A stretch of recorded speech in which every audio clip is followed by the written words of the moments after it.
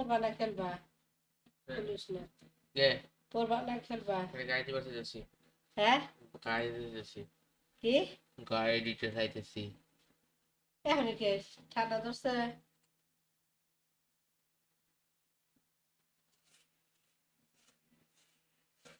আচ্ছা ওইলা কিছু না কিনে নিলে ভালো সিয়ার কিনে তো দিবে নাকি ওই দেখি তো শালা যাই কইছেন কি কর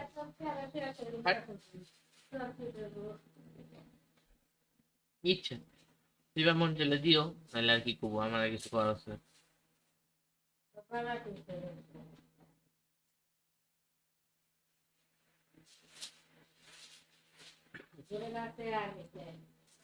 কি হয়েছে কি হয়েছে তোর মামা কিনতে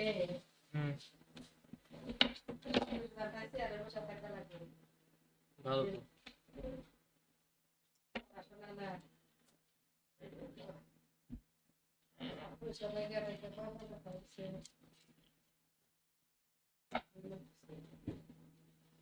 তো সবাই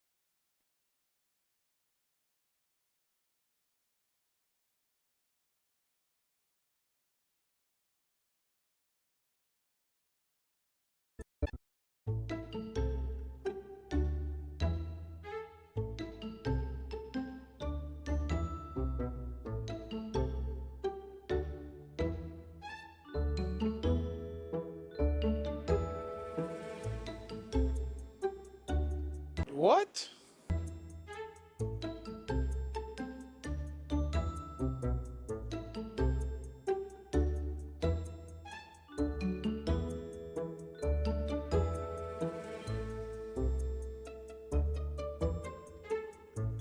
Huh?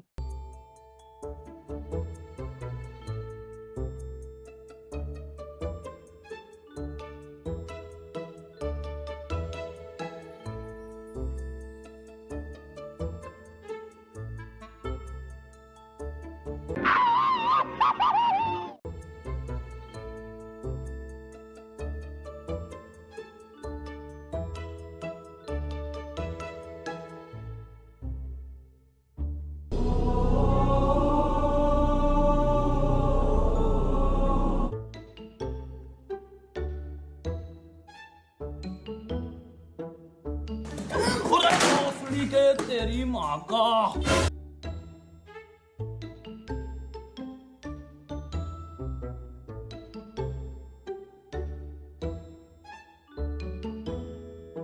Huh?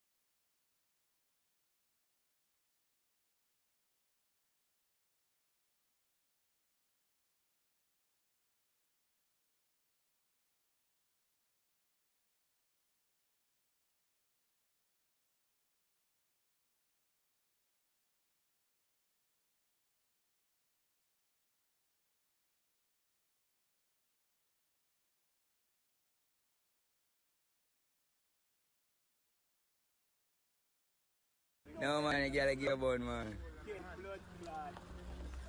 Me bumbo. I mean,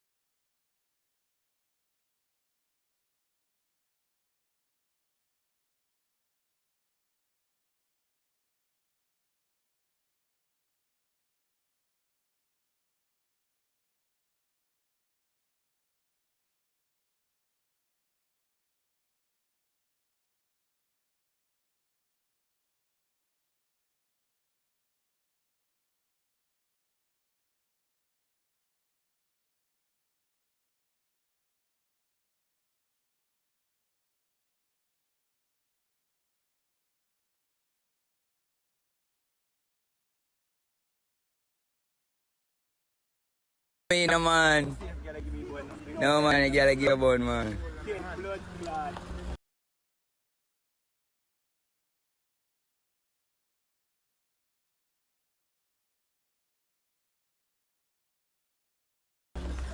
Me bumbo.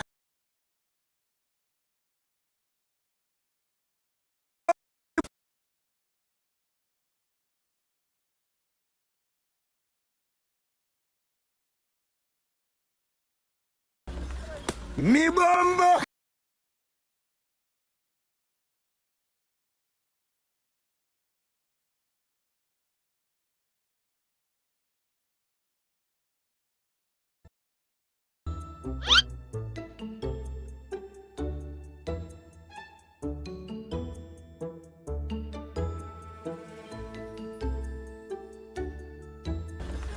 Mi bomba!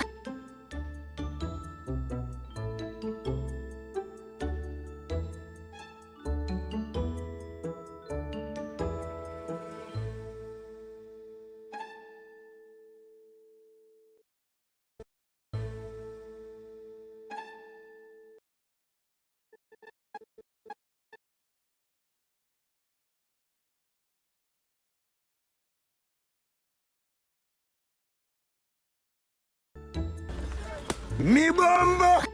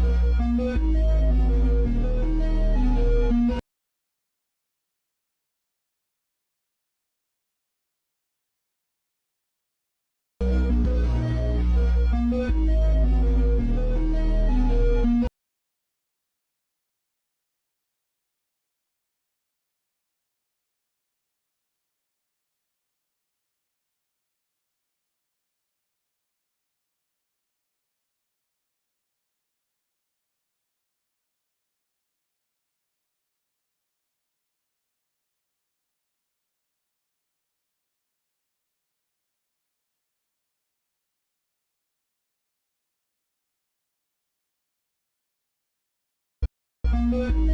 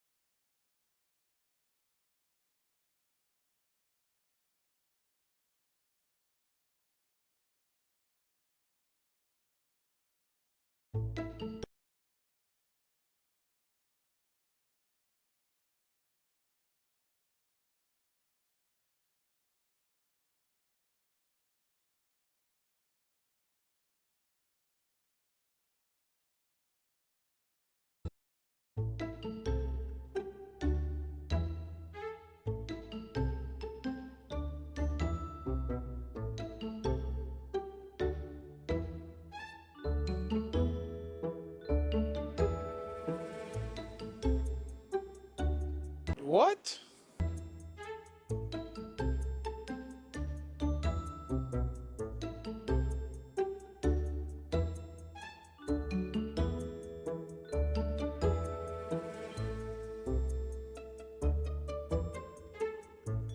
Huh?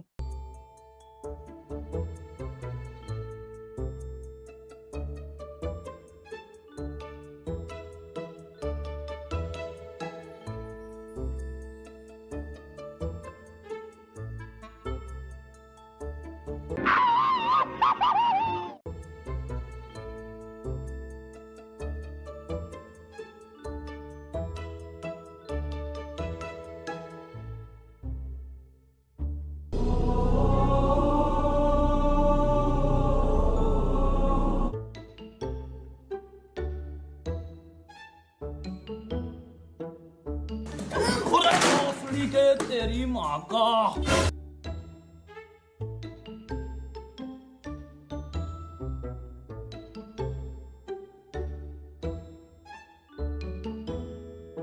Huh?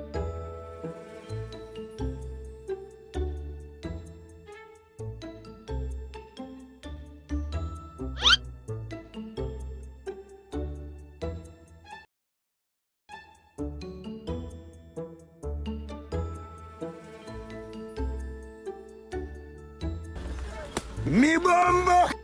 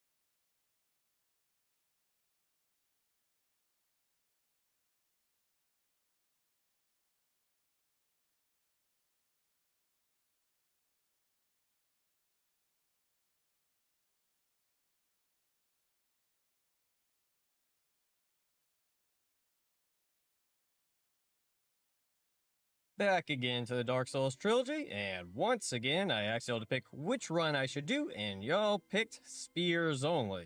So this is me taking on the Dark Souls trilogy while only using spears. Also, make sure to like and subscribe if you want to see more crazy runs like these, or just like seeing me suffer. I also recently created a second channel, so if you'd like to see the best moments and highlights from my streams, check out Arcane Light. With that said, let's get into the rules for this run. Rule number 1, spears only, which means I can only use spears to deal damage to enemies. Rule number 2, I cannot use magic weapon, lightning blade, dark blade, or any of those types of spells. I do this to make the run a bit harder. I normally would say I could use power within or deep protection, but this time I decided they were off limits too. Rule number 3, resins are allowed because it makes fighting some bosses a bit more interesting. Number 4, no summons, gotta do all the work on my own. Number 5, I must rank the top 3 best weapons in each game. Now, normally I would do all weapons, but there are a lot of spear weapons in the Dark Souls trilogy, and it would be hard to rank all of them efficiently. So I decided to just do the top 3 in each game. And lastly, rule number 6, I must beat all bosses. With the rules out of the way, let's get this run started. Starting off with the class pick, I went with the Knight for its well-balanced stats, but more importantly for its 14 in vitality so that I don't have to worry about investing points into it. After picking my class, I named my character Gilgamesh from Fate Stay Knight. Now, I know he's an archer class, but with Ornstein's armor, Gilgamesh seemed most fitting. With my character made, I pick up my trusty new spear. The spear is a dex-based weapon. Its light attack, heavy attack, and two-handed attacks all do forward thrust attacks. Its roll attack, on the other hand, is an upward slash. The real unique thing about spear weapons is that when holding a shield up, you can still attack with the weapon, which makes taking out basic enemies a lot easier and safer. Back at the asylum, I met a well-worn traveler who helped me out of my cell, but I am Gilgamesh, so I can't have anybody know that. So I took him out because no one helps Gilgamesh. After making lemonade out of Lemon's remains, I plunge on down to the asylum demon and thrust him real good to the point he couldn't take it anymore. I then fly on over to Firelink Shrine, pick up some humanity so that I can become my majestic self again. Once done dappering up, I ran on over to the cemetery to get the Winged Spear. The Winged Spear is pretty much the same as the spear, but with higher base damage, and its roll attack is an overhead slam instead of an uppercut. With that said, I picked me up some souls so I can get my dex and strength to 15 to be able to wield the Winged Spear. I then dash on over to Undead Parish to get some gold pine resin because I am Gilgamesh and I must hoard all the gold. With gold in hand, I make it to Darkroot Basin where I can get the Grass Crest Shield, which will increase my stamina recovery. I then go to Darkroot Garden where a feeble plant thinks it can stop me, the almighty Gilgamesh, from moving forward. Like any plant could stop me.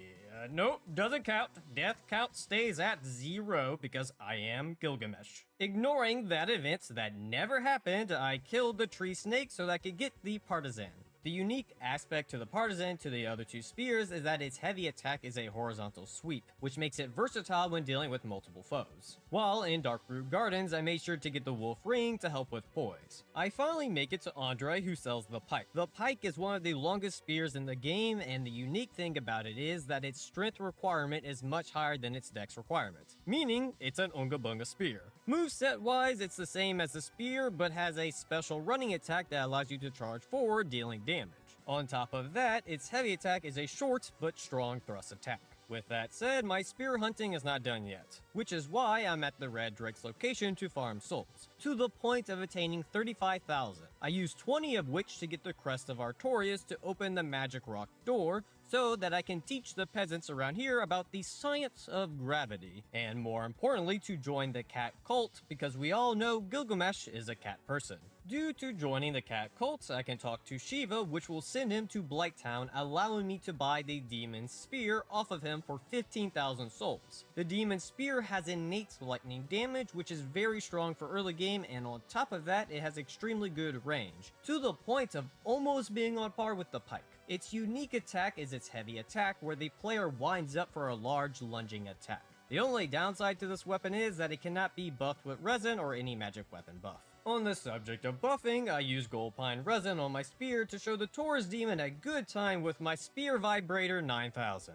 I then used the Taurus soul to purchase Titanite shards to upgrade my spear collection. Speaking of spears, there is a channeler nearby that can drop the channeler's trident, but with it having a 1% drop rate, I was not lucky enough to get it, and this channeler does not respond. So instead, I challenged Lotric to a duel. Being that I am Gilgamesh, I wouldn't do something as lowly as push him off a cliff. I must overwhelm my opponents with my raw nude powers, except for my hands, those stay covered up. My reward for besting this mighty foe is the Fap Ring. Once having the one ring to rule them all, I took on the gargoyles with the demon spear, and as y'all could already guess, it absolutely destroyed them. I wasn't joking when I said it makes the early game a lot easier.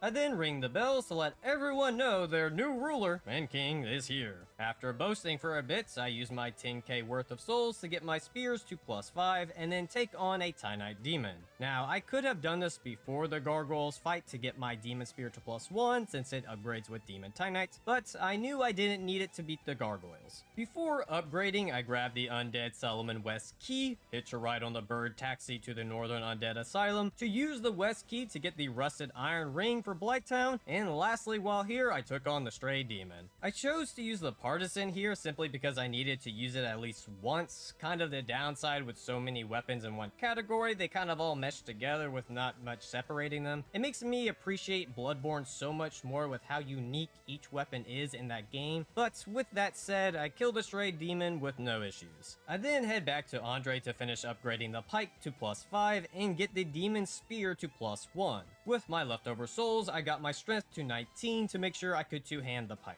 Which means it's time to fight a boss. But to get there, I break the laws of reality to pass through walls to fight the Capper Demon. How is this possible, you ask? Well, dear viewer, I am motherfucking Gilgamesh, that's how. With the pike's long range, I had no issues taking out the two dogs, leaving the Capper Demon open to some plunging and thrusting, earning me the Depths key, allowing me into the depths where I use the shield poke combo to make the hardest enemy in the game a walk in the park. I then get the large ember to take the shortcut nearby to get to the bottom, so that I could have a second chance at killing a Chandler for a trident. And once again I failed. Well, I move on to grab a large Titanite shard and pick a fight with a large gaping dragon. Before coming into this fight, I was poisoned and ran out of Estus, which means no healing for this fight, and on top of that, I never rested at the bonfire nearby. But you don't need any of that when you can just bait out the head slams to poke the dragon in the head until it dies. Which works out great since I can now just warp back to Firelink Shrine, where I get my dex to 25 and strength to 20. I had a bit of extra souls after that, so I got my wing spear to +6 and bought the weaponsmith box. I then head back to Blighttown where I used the rusted iron ring to help grind gold leeches for large Titanite shards, so that I could get my wing spear to +10, making me ready to take on everybody's favorite DS1 boss, Quelaag. I still had one more gold pine resin from earlier, making Quelaag shake in excitement for the Wing Spear 69,000.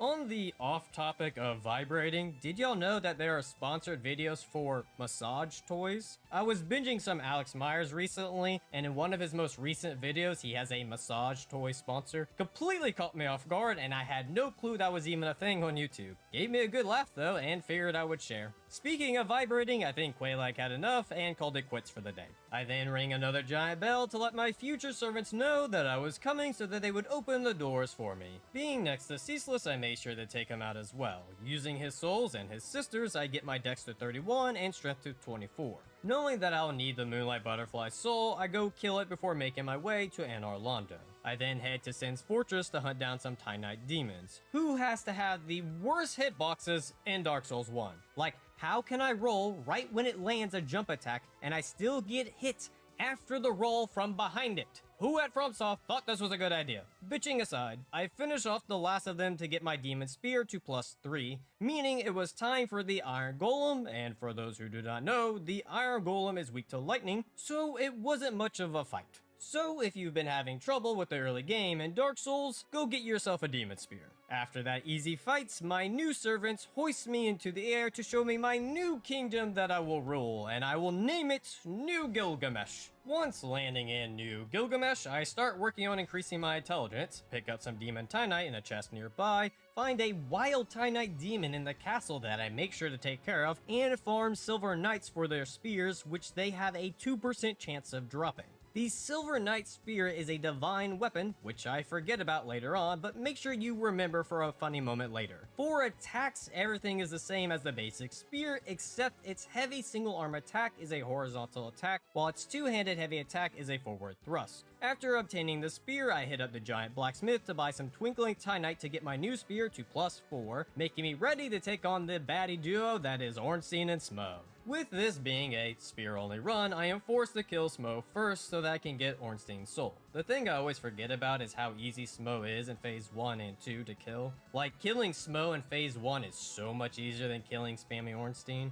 So I guess it's just pick your poison. Have an easy first phase or second phase. In my current case, that means easy phase 1. I'm not too familiar with Ornstein's second phase since I always do Smo's second phase, but if you just stay on top of him and be careful of his lightning spear attack, he's pretty easy to get hits in. You just need to be on the lookout for his butt slam attack that I forgot about, which almost killed me, but fortunately, I just survived it, allowing me to finish off the shitty AI boss that is Ornstein. After that well-fought fight, I talked to Guinevere, ignoring her huge breasticles because my eyes were on the golden bowl that is the Lord Vessel. Before playing with my new bowl, I turned my +10 spear into the Dragon Slayer Spear. The Dragon Slaying Spear is a lightning-infused weapon that scales mostly with Dex and Faith. Its light attack is just a basic thrust, but its heavy attack shoots out a lightning projectile. But do be careful when using it. It doesn't take too many casts before it breaks. Right after making my Dragon Slayer Spear, I use the Partisan to make the Moonlight Butterfly Horn.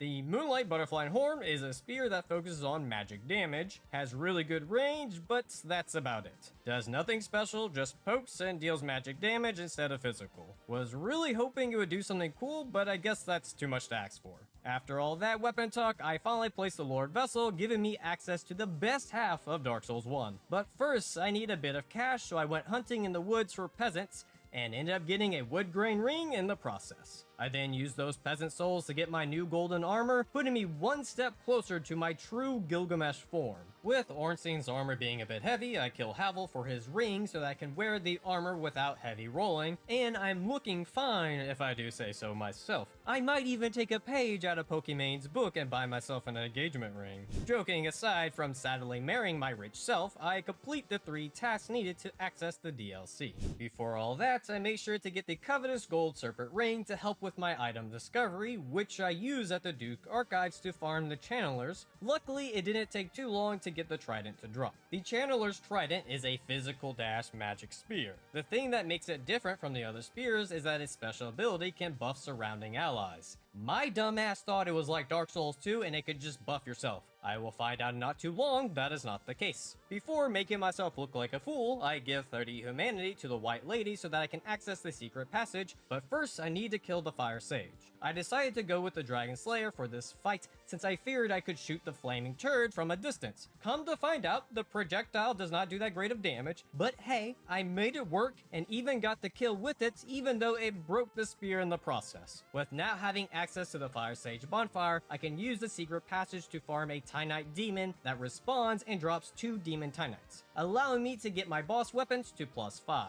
Speaking of bosses, it's time for the Centipede Demon. I ended up going with the Moonlight Butterfly Horn because I don't know what other boss to use it on. It did great with its range, but it still seems weird. I can't cast spells or shoot a projectile like Moonlight Butterfly. I honestly don't know why a mage user would want to use this weapon over just casting spells or using a normal weapon with magic weapon, but hey, who am I to judge? With Centipede Demon out of the picture, I take out the Bed of Chaos, netting me 60,000 souls, which I use to get my intelligence to 25, making me happy dance in front of Artorias' grave. It was this fight with Sif that I realized the dance buff does not apply to the caster at all, which seems kind of bullshit, because when the channelers do it, they get a buff as well as their allies. Probably why in Dark Souls 2 they fixed this, but still. The Trident overall felt good for this fight. With its range, it made it easy to get hits